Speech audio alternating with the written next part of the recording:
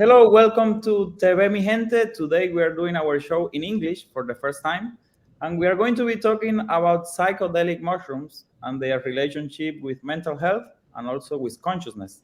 Our guest is Dr. Albert Garcia Romeu, who is an assistant professor at the Johns Hopkins Center for Psychedelic and Consciousness Research.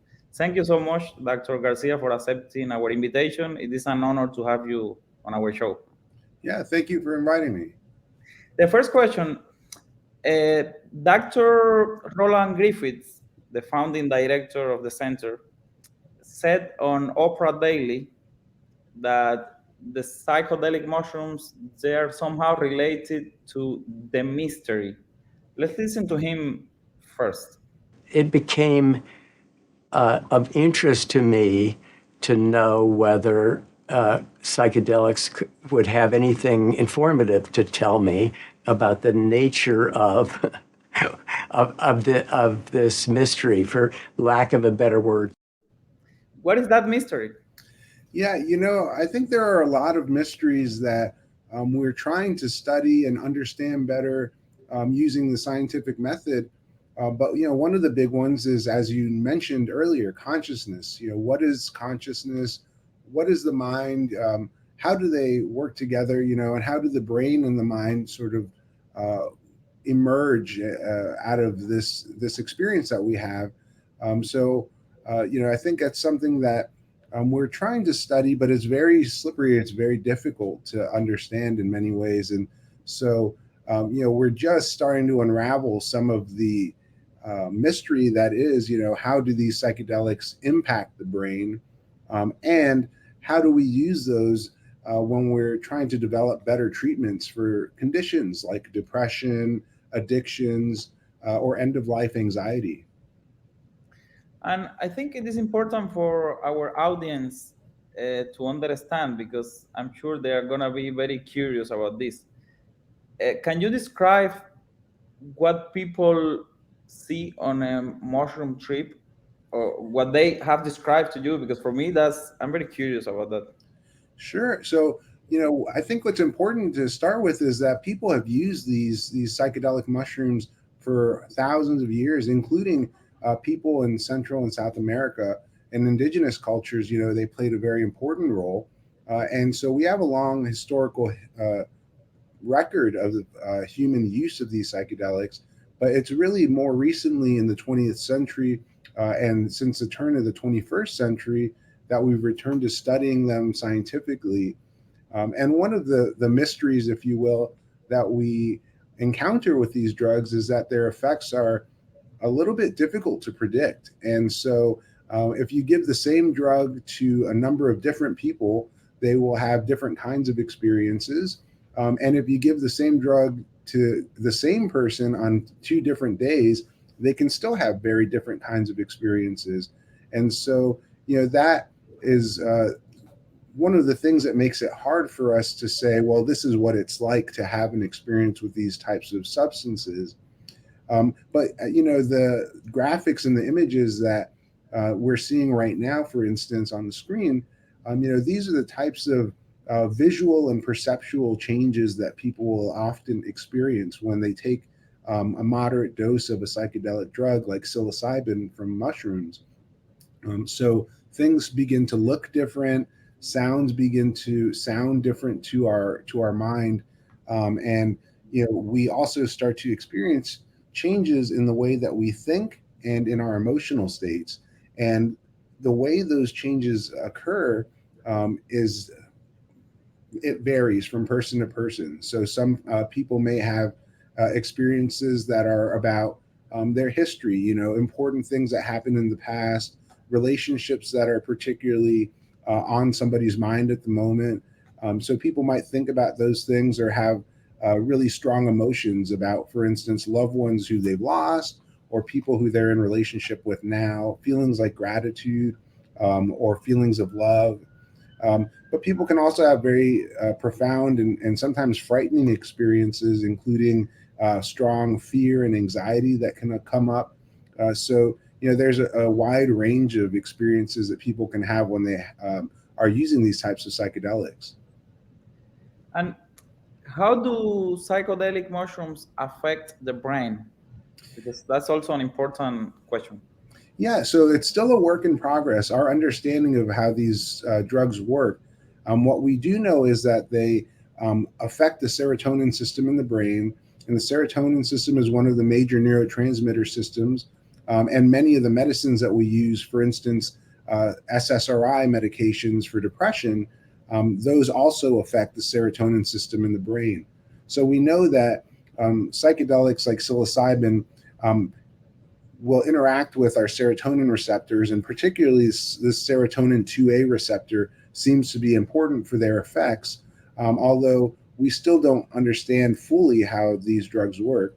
But by impacting those serotonin receptors, then the drugs also create an altered state of consciousness, or a change in the way that we feel and the way that we think when people are under the influence of the drug. Now, that usually lasts anywhere from 4 to 6 hours with psilocybin, and can even last longer depending on the dose. But once people are coming back to normal and the drug is wearing off, they often describe longer term changes, including things like shifts in their worldview, changes in their personality, or even therapeutic benefits like reductions in depressed mood or reductions in anxiety. And so another one of the mysteries that we're now studying is, why can an experience that a person have on one day with the psychedelics like psilocybin then lead to lasting changes that occur, weeks or even months later? And that's something that we're still trying to understand. And I think you have answered this a little bit, but I want to insist. What can psychedelic mushrooms prevent or fight against? Yeah, so there's been a lot of research over the last 20 years that have really focused on use of psychedelics for mental health treatments. And so the major areas that we've seen research in using psychedelic therapies involve psilocybin for major depression. And we've seen now a number of studies that have been conducted here at Johns Hopkins, but also in other places like Zurich and Switzerland, in London, where people have been given 1 or 2 high doses of psilocybin, and they're seeing reductions in depressed mood that can last several weeks or even months afterwards. There's also been studies using psilocybin with patients who have a serious illness like cancer, and that often has really difficult mental health impacts, including things like anxiety and reduced quality of life. And so a number of studies have now been done showing that using 1 or 2 high doses of psilocybin with patients with serious illness, that it can also help improve their quality of life and reduce their anxiety. There's also been a lot of research using these psychedelics to treat addictions, specifically to treat substance issues related to alcohol or cigarette smoking. So for people who have problems with these substances like alcohol or tobacco, when you use a high dose psychedelic therapy in combination with counseling or talk therapy, it seems to help people to make changes in their behavior around substance use, and that is an area that's also very promising. So those are just a few of the areas that have been studied more robustly over the last several years. But we've also seen other issues such as migraines and headache disorders that potentially psychedelics like psilocybin can help people with as well. Well, that is wonderful. We're going to be back after the break.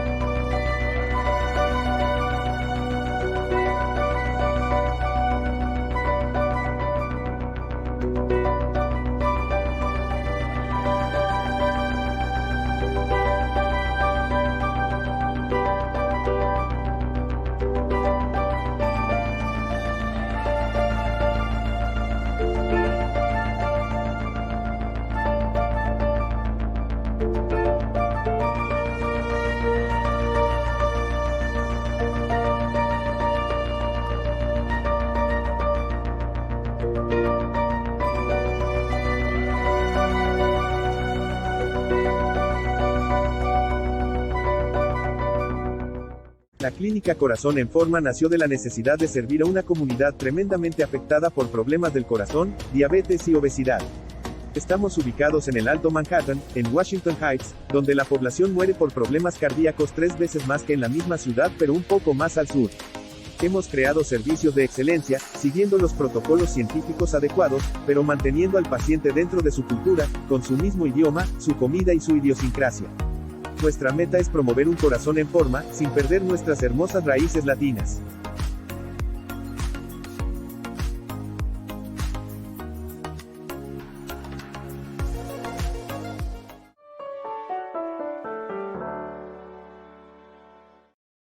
And we are back. One question that most of my friends are asking constantly. If you don't have any depression or anxiety or any disorder, you are a very healthy people, you still can do it to raise your consciousness level and to make the perception of reality even bigger in your life?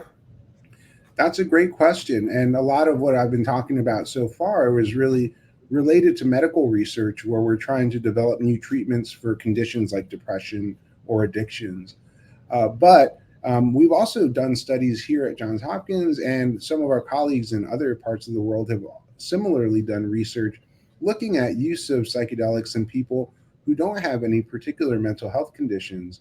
And you're right, what we found is that overall, high dose psychedelics can also change the person's perceptions when they're on the substance, but also lead to lasting shifts in their well being. And so, just a general sense of overall well being and life satisfaction has been shown to improve in healthy people after they're exposed to high dose psychedelics.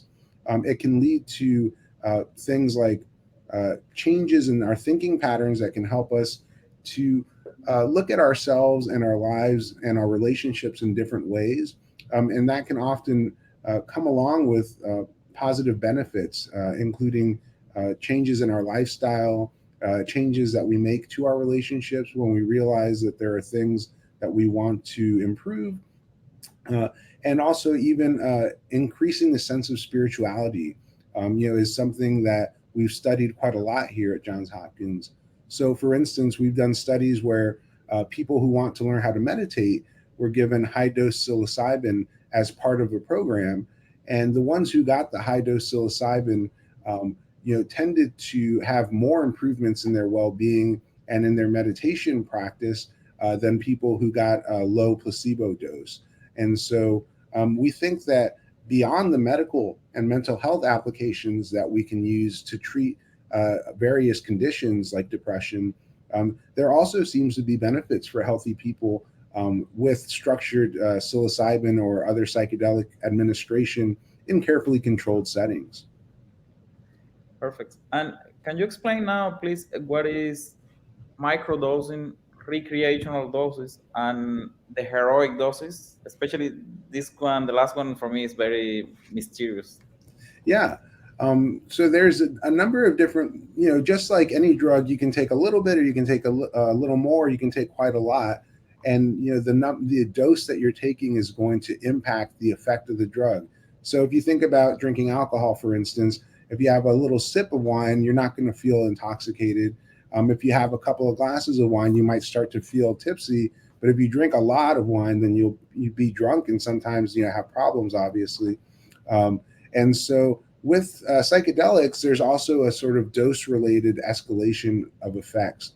And microdosing is a practice that people have been talking about for the last several years, that is really about taking very small, repeated doses of a drug like psilocybin or LSD, for instance, and you would usually do that maybe once every 2 or 3 days. And that's really thought to function more like your regular antidepressant medicines, or ADHD medicine, for instance. Many of those medicines are ones that you would take every day, and then they help you with symptom improvement. And so it's been hypothesized that microdosing with psychedelics can also lead to similar symptom improvements and mental health benefits for people, though it hasn't really been well studied. It's a little bit difficult to study because these substances are illegal still in many places, including the US. And so we usually can't do a microdosing research study where we give people a placebo or a microdose of psychedelic and send them home, because then they're taking this illegal drug basically out in the real world, and it's difficult to predict what will happen. And so as a result, much of the literature and the data that we have about microdosing is really not well controlled or rigorous. So I don't think we can say at this point if there are real benefits from microdosing, although there's a lot of people who anecdotally would say that they found it beneficial for their own health and well-being. Now, in terms of recreational dosing, people really run the gamut anywhere from very low to very high doses, but they'll usually be using a moderate or a medium dose when they might go to do something like go to a concert or go to a festival, or maybe if they're going camping or going out into the nature, or spending time with friends and loved ones. And we're just studying that a little bit more now. We're actually going to publish a nice study of over 1,000 people who took psychedelic mushrooms, psilocybin, out in the real world before and after to see what happened to them. And so we'll be publishing those data in about 2 weeks on September 19th. But what we found in that study is that on average, most people were showing improvements in their mood, reductions in anxiety, and things that seem to be beneficial overall for their health and well-being. But of course, the way that people are doing this out in the real world is varied. And so they might take it in a lot of different places, or they might take other substances sometimes along with it. So it's difficult to really pinpoint what the effects are. And in terms of what we're doing with heroic doses, that's something that people will do both recreationally when they really want to try to have an intense experience, but also something that we do in the research settings. Most of the studies that have shown things like antidepressant effects or benefits for people who are trying to recover from addictions, for instance, will use what you would consider a heroic dose, which is on the higher end of the dose spectrum. So with psilocybin, that will be something like 30 or 40 milligrams, for instance. When we give somebody a high dose like that, then they will typically have a very intense experience. And those types of intense experiences seem to be the ones that have the most potential so far, as in the studies that we've done, to help people with conditions like depression. And they also come along with some of the more intense altered states that people can experience. Wow, that is amazing. Also, I have another question that I think most of our audience will be thinking about too. How do brain scans look while on mushrooms? They look different, I guess, right? Yeah, we've seen different studies done, in London, in Switzerland, here at Johns Hopkins. And one of the things that have been found is that the way the brain is processing information and communicating, there's many regions of our brain that are often talking to one another or communicating in sync. And that is the way that our brain is keeping us conscious and aware and awake of what's going on around us. Now, when people are under the influence of psilocybin, brain scans have shown that the patterns of activation in the brain are far more chaotic, and much more activity is happening in terms of communication between different brain regions than when people are not on the drug. And so there's something that's happening with the drug that is causing the brain to get into this excited state where there's a lot of activity and communication happening. And we think that that's correlated with the changes that people report in their perception and their thinking and their emotions. Now, what I think is more interesting, because if you take a number of different drugs and then you scan someone's brain, you're often going to see a change in the brain pattern activation compared to a placebo or, when you're just sober. But what's more interesting, I think, is that my colleagues like Dr. Fred Barrett here at Hopkins have found that if you scan someone's brain before you give them a high dose of psilocybin, and then you scan their brain again a week after they got a high dose of psilocybin, and again a month later, that the brain is acting differently after you've given that person the high dose of the drug. And those changes in the way that the brain is communicating are lasting up to a month later. And so to be able to see these changes that are ongoing, even after the drug has been metabolized and is out of the system, is very curious. And it seems to be related to some of the types of longer term benefits that people report, like antidepressant effects. But we're still trying to understand how that works and why that's happening. And can you become addicted to psychedelic mushrooms? That's a great question. Now, psilocybin mushrooms and other what we call classic psychedelics like LSD, dimethyltryptamine or ayahuasca, mescaline, these types of substances have a peculiar pharmacology. And one of the things that happens with these drugs is you develop rapid tolerance, meaning if you take the drug over and over again, you stop having the drug effects. Your brain adjusts to it and you no longer feel it. And so usually people won't keep taking it over and over again. And with most drugs that are addictive, people also have a withdrawal syndrome, meaning they'll get the drug effects and then the drug effects will wear off and they don't feel well. And so to try to get those effects again, they'll take more of the drug. Psychedelics don't create a withdrawal syndrome either. And so as a result, it's very unusual for people to repeatedly take psychedelics over and over again. And so we see very low levels overall of things like psychedelic addiction, if you will, usually what we would call hallucinogen use disorder. Now, there are drugs that can be abused just like any other drug. So people can sometimes take them in ways that are unsafe, or take them often because they feel good. But having a real kind of addiction, the way that you would have for instance, tobacco, alcohol, or cocaine, we don't really see that with psychedelics. So we don't typically think of them as addictive in the same way as other drugs that are more often abused. And now these are two questions in one. Mm-hmm. How much is too much in a doses? And can you die consuming? Also great questions. With the classic psychedelics like LSD and psilocybin, the higher the dose, the stronger the effects typically.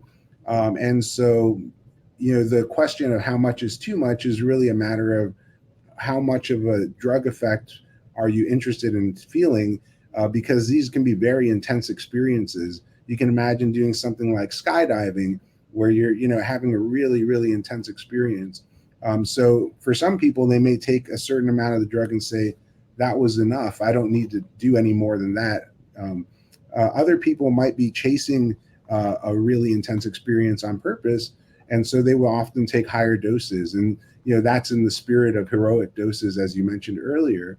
The nice thing about these classic psychedelics is that they don't really have a level that would cause a fatal overdose. So where you would see a drug like alcohol or a drug like an opioid medication, for instance, and if you took enough, it would cause your system to shut down and you would have a fatal overdose.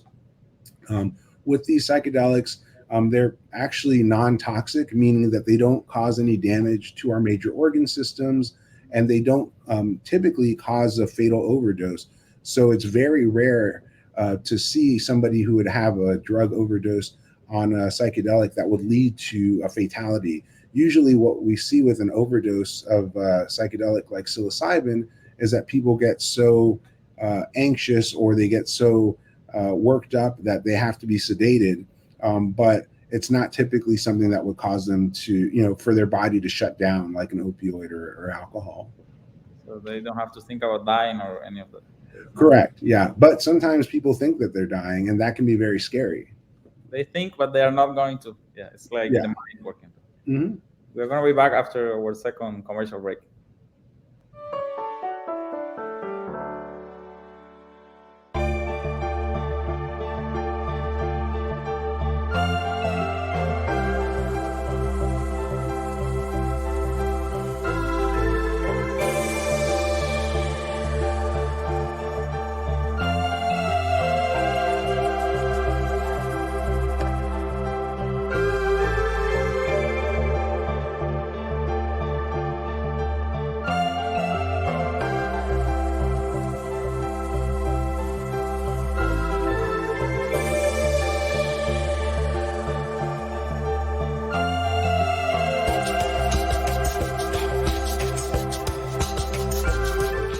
La clínica Corazón en Forma nació de la necesidad de servir a una comunidad tremendamente afectada por problemas del corazón, diabetes y obesidad. Estamos ubicados en el Alto Manhattan, en Washington Heights, donde la población muere por problemas cardíacos 3 veces más que en la misma ciudad pero un poco más al sur. Hemos creado servicios de excelencia, siguiendo los protocolos científicos adecuados, pero manteniendo al paciente dentro de su cultura, con su mismo idioma, su comida y su idiosincrasia. Nuestra meta es promover un corazón en forma, sin perder nuestras hermosas raíces latinas.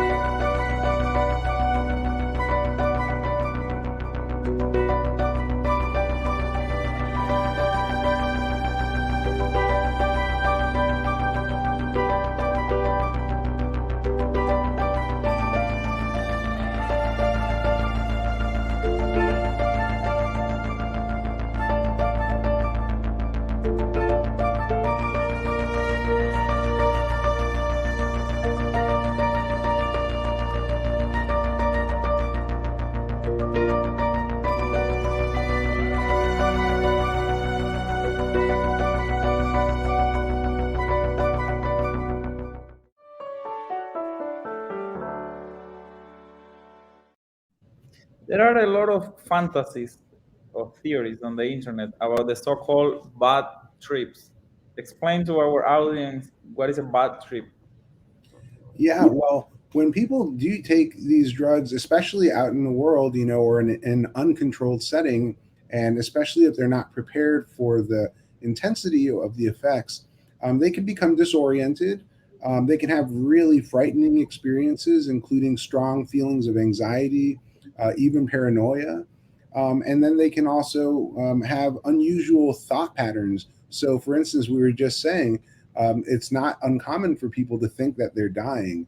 And so if you're having one of these experiences and you're in a place like a park or, outside at a festival, a music festival, it's possible that you could be disoriented, act in ways that are dangerous, potentially put yourself or others at risk of harm.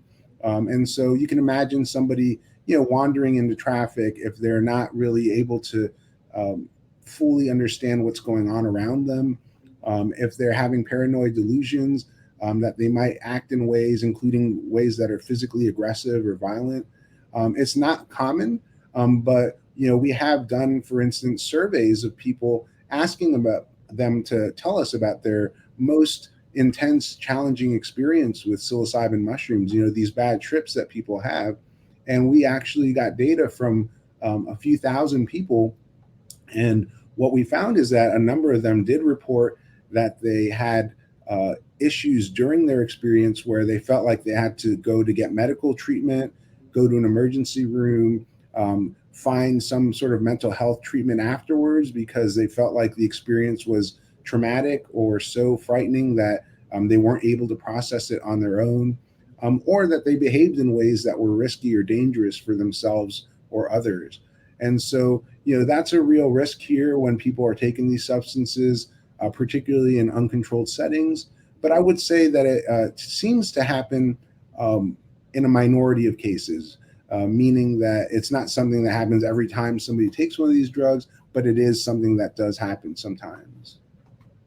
I have a friend of mine who is a doctor, and he told me that on one of the trips, it is possible that you don't return to reality again and you keep yourself permanently in that altered state of consciousness forever. Is that true? So while that's not exactly correct, there is a kernel of truth there. And what really I think your friend is likely referring to is that there are people who have genetic predisposition to certain types of conditions like schizophrenia, like bipolar mood. And so what seems to be the case is that for some people, having these very intense drug experiences can sort of push them over the edge to where they then develop ongoing psychiatric issues, including mania or psychotic symptoms.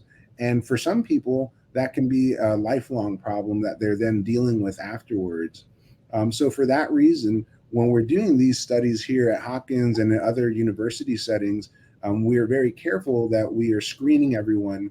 We're getting a very intensive mental health history to understand, their past and also their family mental health history. Because even someone with a family member who might have had schizophrenia, for instance, might be at risk of developing these issues genetically. And so, in order to try to reduce the risk of harm, we really go out of our way to screen everyone to make sure that it's safe as possible when they enter these studies. But of course, if somebody's using these types of substances out in the real world, they may not be going through these same types of screening processes. And so they're also potentially putting themselves at other types of risks, such as the ones that you mentioned. And for a person who wants to do it by himself or herself, maybe not in the US because it's not legal, but in other country, for that person that doesn't have a doctor on their side, what can you advise as a recommendation to do it before? Like someone told me that it's better if you don't eat like 24 hours before. Explain that to our audience. Yeah, we don't really know much about, the way that, for instance, food will interact with, taking a dose of a psychedelic in someone's system. In indigenous cultures and also in recreational cultures that use these substances, they develop certain practices. And actually, it's not uncommon, for instance, for people to follow a dieta before they take ayahuasca, where they might stop eating meat for some time. They might stop using alcohol. Often that's for spiritual reasons. But from a scientific standpoint, we don't know very much about how those types of preparations would affect the drug effects. What I would say is that, for people who are trying to use these substances, in places where they're legal, that it's, something to be careful about, and also to consider where you're doing it, that you're in a safe place that feels comfortable, that you're around people that you trust. People often do these substances alone, but it can be helpful to have what we think of as a sitter, or someone who is able to keep track of the person to make sure that they're not doing anything unsafe. We don't recommend that people use these substances out there, but obviously they do it. So in order to reduce the risks of harm, you'd really want to do it in a place that's safe and comfortable, and that you have somebody potentially there to get help in case something bad happens. And for the person who has never done it, there is any escalation that you need to do microdosing first and the heroic is the last one, or you can go straight to the heroic doses if you have never done it? Some people do go directly to taking very high doses without any prior experience. But what we found in studies here at Johns Hopkins, for instance, is that starting off with a lower dose first tends to lead to better experiences later. Starting off with a very high dose first and then taking lower doses afterwards didn't seem to work as well, and didn't seem to lead to the same benefits. There is in recreational users, this motto, of start low and go slow. And so the idea there is that you would start with the lower dose, familiarize yourself with the effects, and then maybe, in a subsequent experience, you might have a higher dose. And so that seems to be a safer and better route. But yeah, it's still not very well understood or studied. It's just, the data that I'm talking about is from a very small study we did here with 18 people. Why do you think psychedelic mushrooms are criminalized as a Schedule 1 drug on a federal level? Yeah, that's I think a really difficult question, because I don't think that the science that we have would back up the fact that it's this really dangerous substance on par with other Schedule 1 drugs that are illegal. However, there was a lot of politics involved. And so you can think about criminalization really occurred at the beginning of the 1970s. And so I usually, when I give presentations, will say, the Summer of Love was in 1967. Woodstock was in 1969.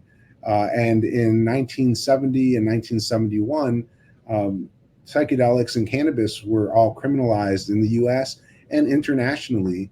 And that was also the beginning of the war on drugs.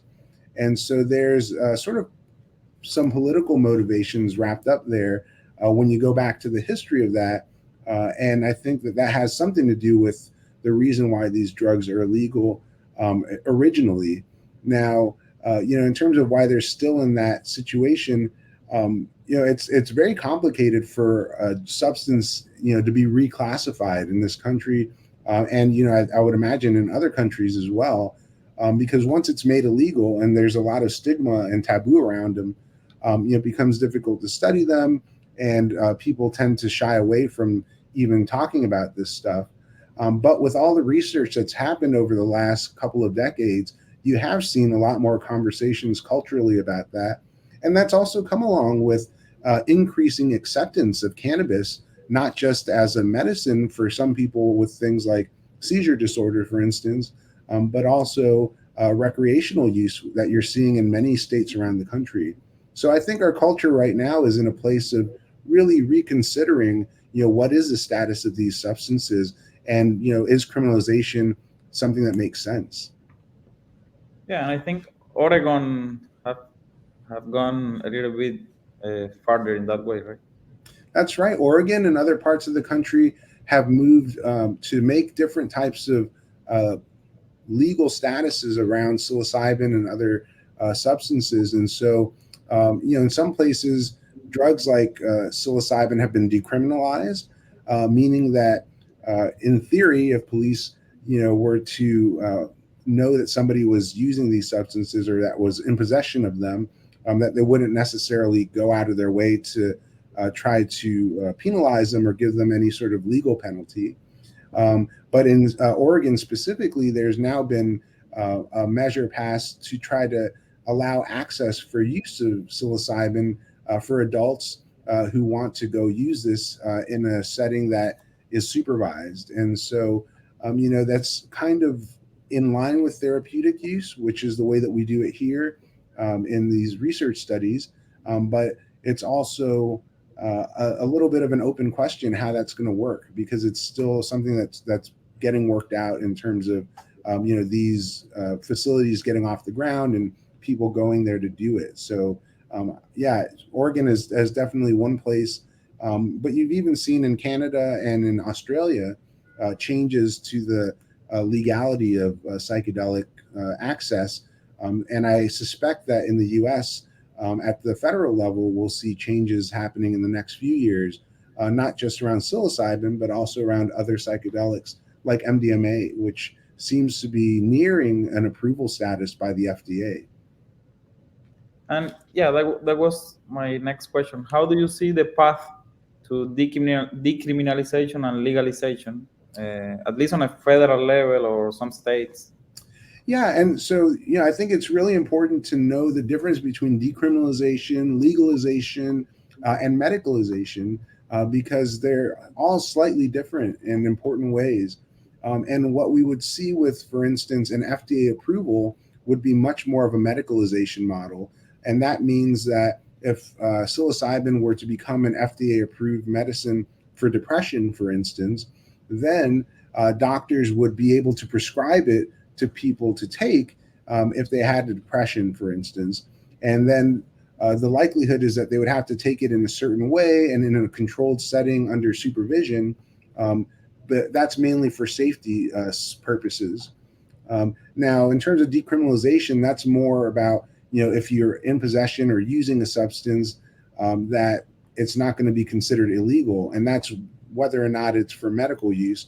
And legalization is really much more open than that, even, because that means that on some level it's going to be available and probably regulated, meaning something like if you're buying a medicine in the store or something, that people are making sure that it's not adulterated, that that the legal market is there and available for people to consume these products. And so it's really unclear what the path forward is going to be in terms of the legal status. But a lot of the research that we're doing and that others have been doing is squarely focused on the medicalization model, where potentially something like psilocybin would be shown to be an effective treatment, would be approved by the FDA, and then would be changed to a medication that would be accessible by prescription under the supervision of a medical professional. Now, this is also an important question, and it's regarding how do you think magic mushrooms can change the understanding of mental illness and the other disorders, psychiatric disorders?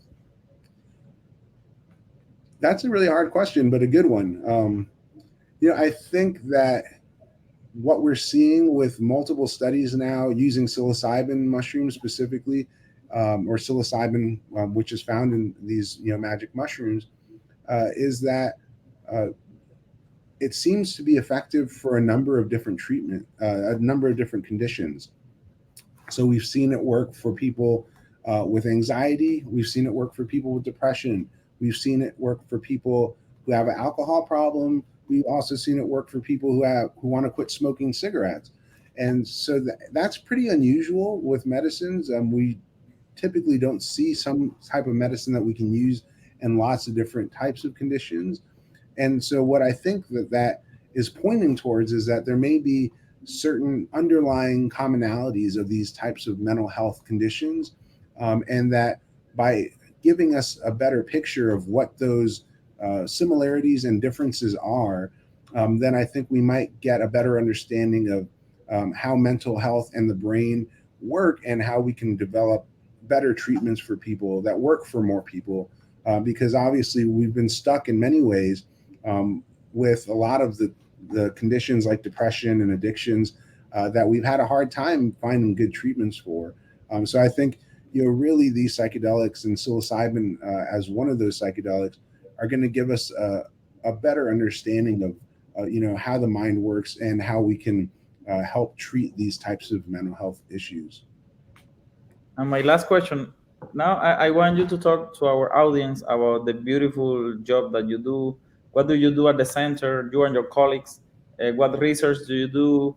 And also talk about your background, because they will see your last name and they will see, we have a Hispanic model, an inspiration. So talk to our audience a little bit about your background and what you do in the center.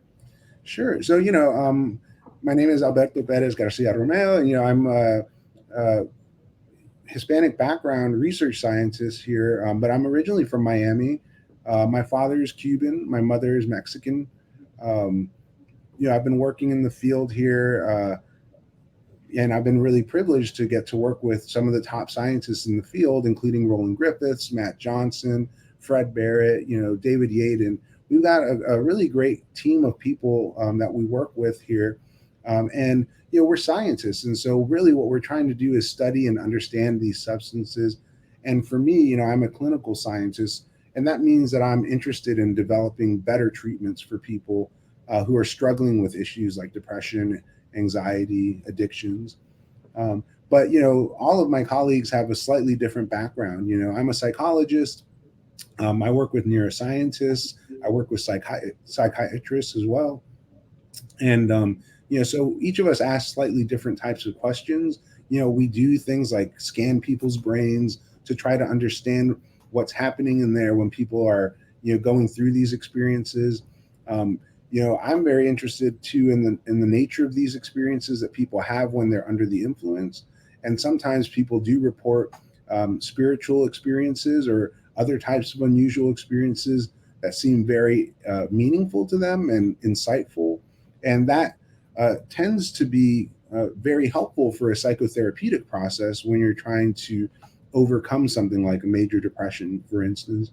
And so, trying to understand how all of these things tie together, spirituality, mental health, neuroscience, the brain, these are the types of questions that we're asking now. And, that's really what our work is all about, is, studying the mechanisms, studying the effects of the drugs, and then trying to use them to help people. I'm sorry, I think your sound cut out here. I'm mute, sorry. I was reading on the website that sometimes the center accepts volunteers to do some research. Can you explain that to our audience too? If someone wants to participate? Sure. So, we're at any given time, we're recruiting for a number of different research studies. So we have a website. It's hopkinspsychedelic.org. And so that's our lab website. And people can go there to look for any of our research studies that are currently recruiting or enrolling participants. And sometimes we're studying healthy participants where we give them psychedelics and then try to understand the effects in the brain. Other times we're doing clinical trials where we're taking people with a specific condition and then we are giving them psilocybin to see if that provides any benefits or improvements in their condition. So at the moment, we're doing studies in people with chronic Lyme disease, Alzheimer's disease, people who have obsessive compulsive disorder, people who have a combination of depression and alcohol use issues. So those are the studies that we have right now. And we'll soon be starting a new study for people who want to quit smoking cigarettes. And so those are the studies that we're enrolling for, and particularly for people who are in the Baltimore area, since often you need to come into the laboratory to be in these studies. People can go to our website at hopkinspsychedelic.org, find all these studies, and I believe all of the studies have online applications that you can fill out. And then we get back to people and let them know if they're eligible. And if they are, then we bring them in to the lab. We do an exam and mental health history, and then we go from there. So that's pretty much the way that people can find out more about what we're doing and keep up with the work is through the website. Amazing. Thank you so much, Dr. Garcia, for this wonderful interview and for your time. Yeah, thank you, Pete. That was a great interview. So thank you so much. And that is all for today. I'm Peter Ortega, and I remind you or invite you to subscribe to our YouTube channel and follow us on our social media, where you can find us at TV Mi Gente. See you soon.